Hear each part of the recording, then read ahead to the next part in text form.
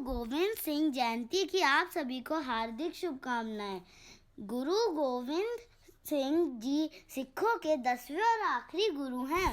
इनका जन्म पौष शुदी सप्तमी को सन 1666 को पटना में श्री तेग बहादुर जी और माता गुजरी के यहाँ हुआ।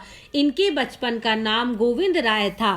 धर्म और समाज की रक्षा के लिए गुरु गोविंद सिंह जी ने 1699 में खालसा पंथ की स्थापना की। इन्होंने जातियों के भेदभाव को समाप्त करके समानता स्थापित की तथा उनमें आत्मसम्मान की भावना पैदा की।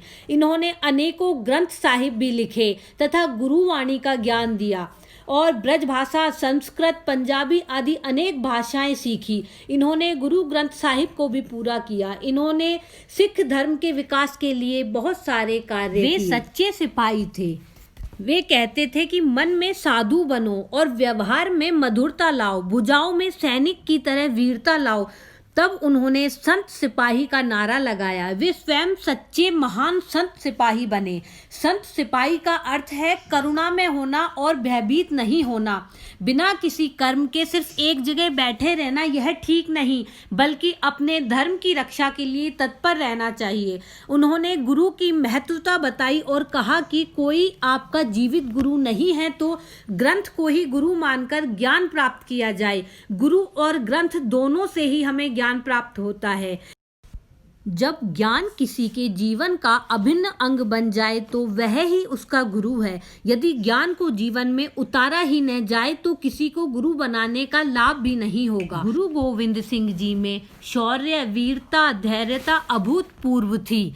इन्होंने धर्म, संस्कृति, देश की आन बान शान के लिए अपने को कुर्बान किया और नांदेड़ में गुरु ग्रंथ साहिब को गुरु का दर्जा देते हुए इसका श्रेय भी प्रभु को देते हुए कहा कि आज्ञा भई अकाल की तभी चलायो पंथ, सब सिखियन को हुक्म है गुरु मानियो ग्रंथ। अपने धर्म को बचाने के लिए इनके पिता तेग बहादुर जी ने बलिदान दे दिया और इनके 4 बेटे थे, जिसमें से अजीत सिंह और जुझारू सिंह ने युद्ध में शहादत प्राप्त की थी और जोरावर सिंह तथा फतेह सिंह को सरहंद के नवाब ने इस्लाम धर्म न अपनाने पर जिंदा दीवारों में चिनवा दिया था। गुरु गोविंद सिंह जी ने 42 वर्ष तक जुल्म का डटकर मुकाबला करते हुए 1708 को नांदेड़ में शहादत को प्राप्त हुए। गुरु गोविंद सिंह जी कहते थे कि हे ईश्वर, मुझे आशीर्वाद दें कि मैं कभी अच्छे कर्म करने में संकोच ना करूं।